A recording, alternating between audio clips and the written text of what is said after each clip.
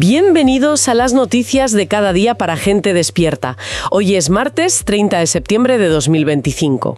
Vamos directos a los titulares que marcan la jornada. Repasamos los puntos clave de hoy. En España, una nueva vuelta de tuerca digital, digamos, llega a la gestión del aborto. Han lanzado un portal online centralizado y se debate si esto agiliza un derecho o deshumaniza una decisión crucial. También aquí, en España, la ministra de Hacienda, ha generado polémica. Sugiere que cobrar comisiones por influencia podría no ser administrativamente irregular. Justo, fíjate, cuando nace un movimiento ciudadano que denuncia la presión fiscal casi como acoso. Un contraste que da que pensar, ¿no? Cruzamos el canal. Desde Londres, el presidente Sánchez presume de una supuesta bajada del 50% en el precio de la luz en España durante su mandato. Pero los datos oficiales del mercado mayorista, cuentan otra historia. Una subida. Volvemos al continente, a Francia. Los agricultores, otra vez en Versalles, un sitio muy simbólico, para protestar contra las políticas verdes de Bruselas. Denuncian que la transición ecológica, les está llevando a la ruina. Y cuestionan si esto beneficia al planeta o a grandes intereses. Miramos a Oriente Medio. En Jerusalén, las iglesias cristianas lanzan una llamada de auxilio internacional. Hablan de ataques, de ocupaciones ilegales de propiedades y sienten que su presencia histórica allí, en Tierra Santa, está amenazada. Y terminamos con un misterio, bajo el agua. En Estados Unidos, el hallazgo de 40 enormes cráteres en el fondo del lago Michigan, una zona además conocida por avistamientos inexplicados. Esto, claro, reaviva las hipótesis sobre actividad submarina no identificada. Bien, vaya día. Tenemos una jornada cargada de temas de bastante calado. Vamos a sumergirnos en cada uno de ellos, a explorar un poco las distintas facetas y las reflexiones que proponen. Empezamos en España entonces con esa digitalización de la información sobre el aborto. El Ministerio de Sanidad ha lanzado un portal web. La idea, según comunican oficialmente, es modernizar, centralizar y facilitar el acceso a toda la información relevante. Dónde acudir, qué procedimientos hay, la normativa vigente. Eso es, todo a golpe de clic. Parece, una medida orientada a la eficiencia, a la accesibilidad. Exacto, ese es el planteamiento oficial. Agilizar trámites, poner la información al alcance. Es un punto interesante, sí. ¿Hasta qué punto la eficiencia administrativa puede chocar con la necesidad de acompañamiento humano en decisiones que son vitales? Claro. Lo que antes quizá implicaba una conversación, una consulta más pausada, ahora podría reducirse a navegar por menús, rellenar formularios digitales. Se plantea si esta digitalización, esta conversión de un proceso tan personal y trascendental en un trámite online, no corre el riesgo de normalizarlo excesivamente, de vaciarlo un poco de su carga humana, de su carga emocional. Se advierte sobre el peligro de que la pantalla actúe como un filtro, como una barrera que distancia. ¿Está el Estado simplemente gestionando un procedimiento desde la distancia, aplicando una lógica fría de administración electrónica? ¿O está realmente acompañando en un momento delicado?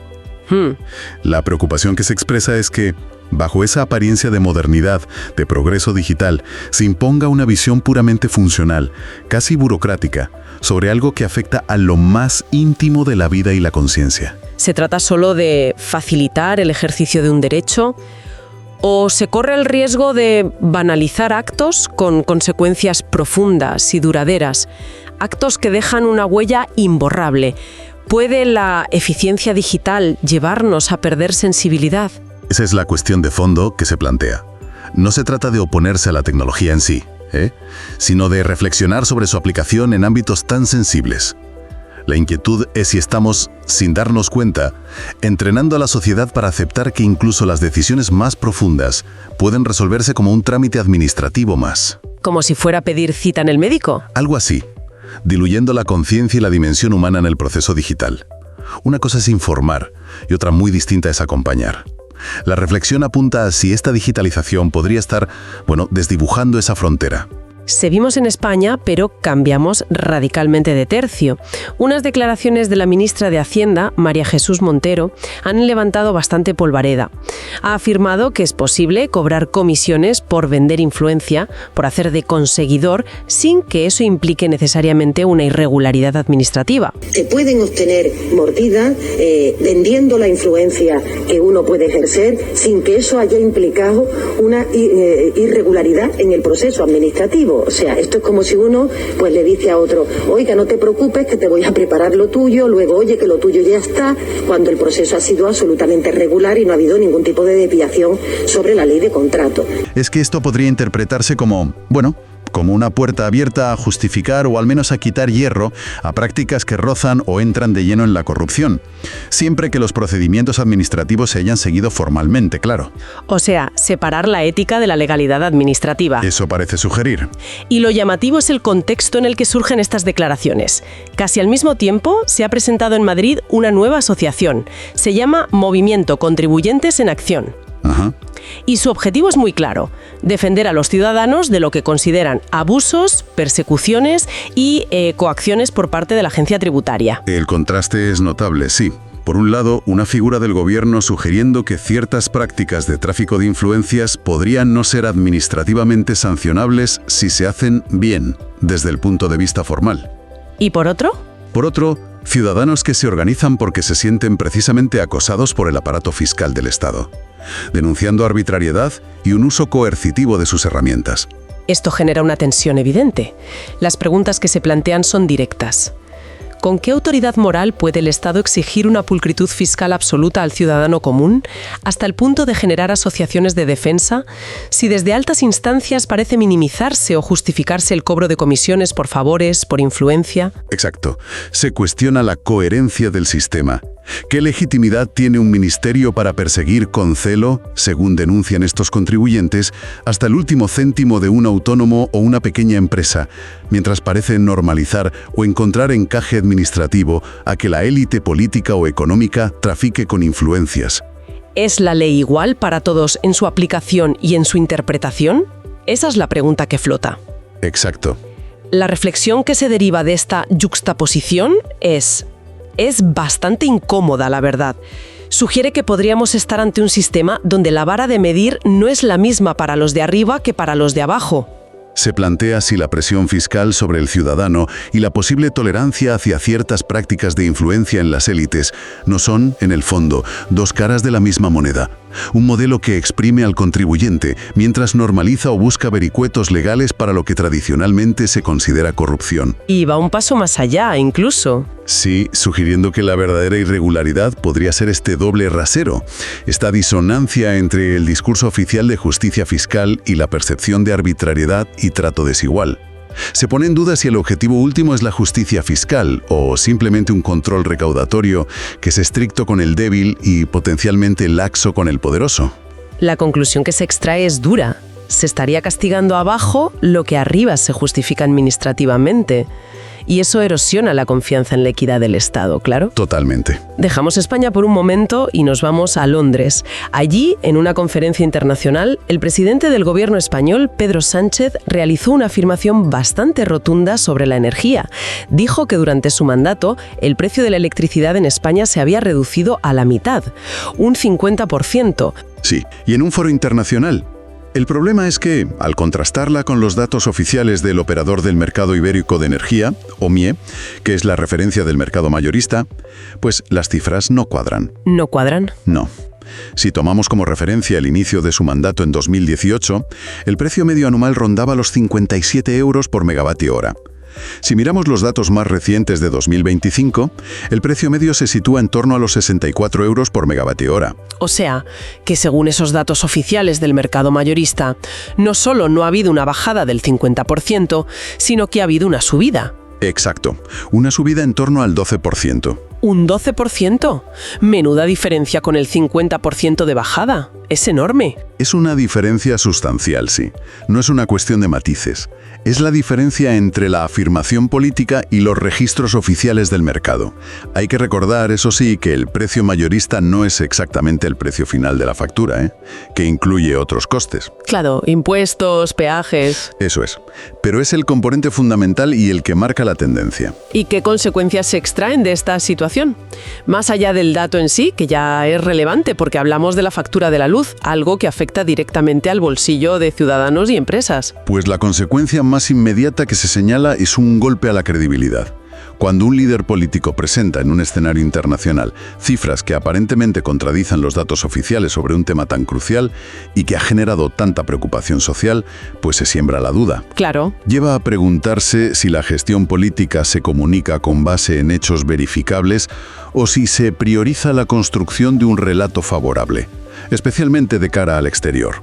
La pregunta que surge es: ¿a quién beneficia este tipo de discurso si no se corresponde con la realidad que reflejan los datos oficiales? ¿O la que perciben los ciudadanos en sus gastos? ¿Se busca un titular de impacto internacional a costa de la precisión? Lo que está en juego no es solo la cifra exacta del precio de la luz, es algo más profundo: la confianza. La confianza en las instituciones y en quienes toman las decisiones.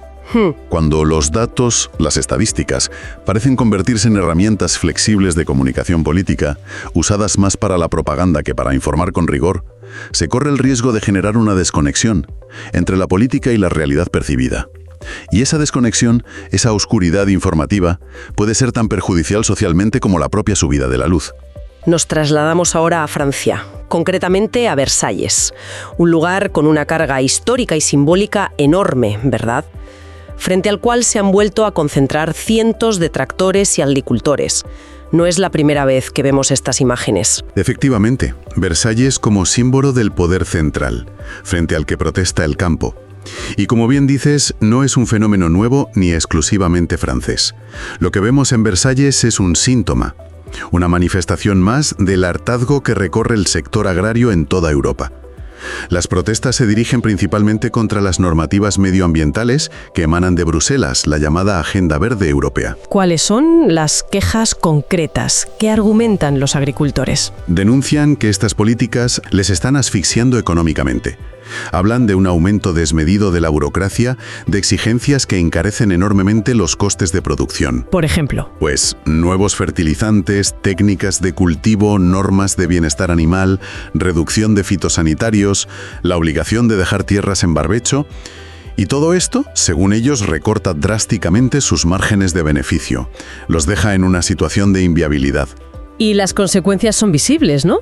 Se habla de un goteo constante de cierre de explotaciones. Sí, los datos apuntan a que miles de explotaciones familiares, especialmente las pequeñas y medianas, desaparecen cada año en Europa. Mientras se impulsa una transición ecológica para proteger el medio ambiente, el sector que tradicionalmente ha gestionado ese medio y producido los alimentos parece estar hundiéndose. Entre regulaciones, competencia de importaciones que no cumplen las mismas normas y deudas. Esto genera preguntas incómodas sobre la propia estrategia europea. ¿De qué sirve una política medioambiental si en la práctica parece llevar a la quiebra precisamente a quienes trabajan la tierra y producen la comida? ¿Se está equilibrando correctamente la protección ambiental con la viabilidad económica del sector primario? Esas son las preguntas críticas que se ponen sobre la mesa. Se cuestiona si el enfoque actual es el adecuado, o si podría haber detrás una estrategia, quizás no intencionada, pero sí efectiva, de desmantelamiento del modelo agrario tradicional europeo. Y se plantea si el objetivo real es puramente ecológico. O si, como efecto colateral o buscado, se está debilitando la soberanía alimentaria de Europa, haciéndola más dependiente del exterior. Y la pregunta del millón: si desaparecen los pequeños y medianos agricultores, ¿quién ocupa ese espacio? Podría estar produciéndose una concentración del sector en manos de grandes corporaciones agroalimentarias y fondos de inversión. Ah, claro. Un escenario donde el agricultor tradicional, el campesino, pasa de ser el cuidador de la tierra a ser visto casi como un obstáculo para una supuesta modernización verde, y donde el control sobre la producción de alimentos queda en muy pocas manos, con todo lo que eso implica para precios y seguridad alimentaria. Entiendo. Lo de Versalles sería la punta del iceberg de una Europa que estaría sacrificando a su sector primario en el altar de una ecología que beneficia a unos pocos. Cambiamos ahora el foco hacia Jerusalén, un lugar siempre sensible y cargado de significado espiritual. Los patriarcas y jefes de las diferentes iglesias cristianas presentes en la Ciudad Santa han lanzado un comunicado conjunto. Y es bastante alarmante. Sí, es un llamamiento urgente y muy serio.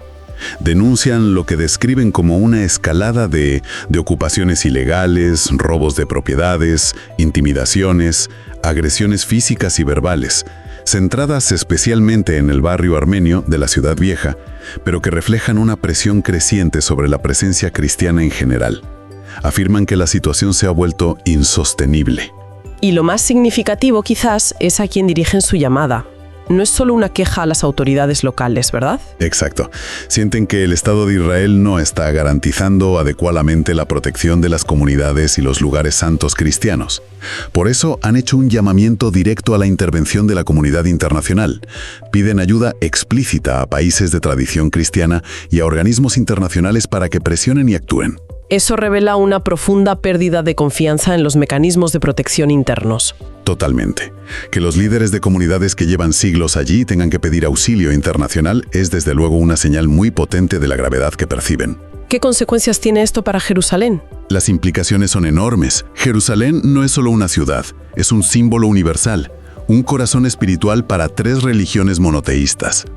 Que una de esas comunidades históricas, la cristiana, se sienta perseguida y en riesgo de expulsión como describen, daña profundamente esa imagen de convivencia y pluralidad. Claro.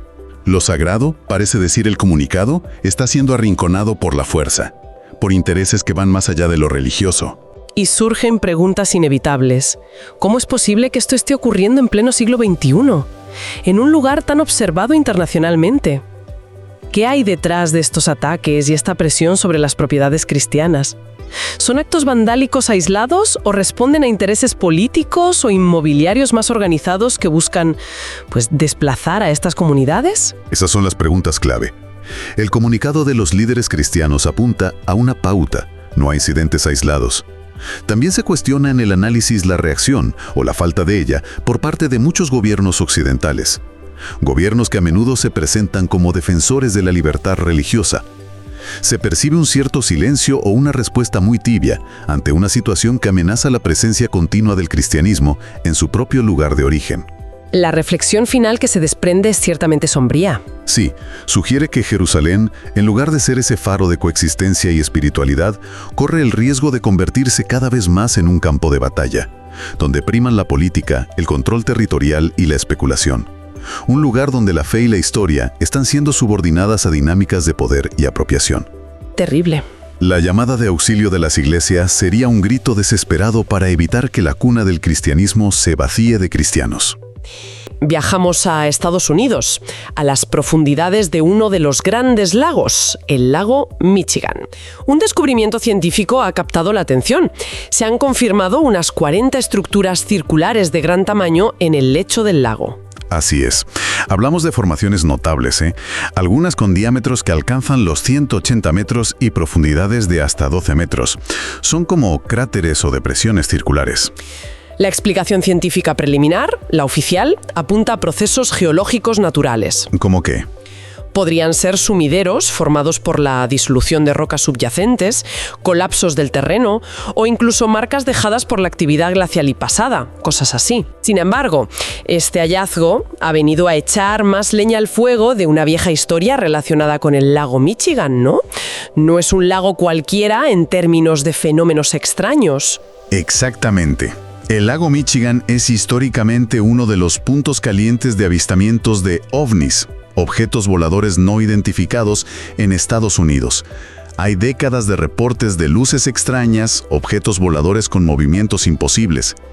Y claro, este descubrimiento de cráteres submarinos Pues ha reavivado inmediatamente las hipótesis alternativas, las que se salen de la geología convencional. ¿Y qué proponen esas hipótesis alternativas? Pues conectan estas formaciones submarinas con la posible actividad de SOVNs. SOVNIs, objetos submarinos no identificados. Eso es.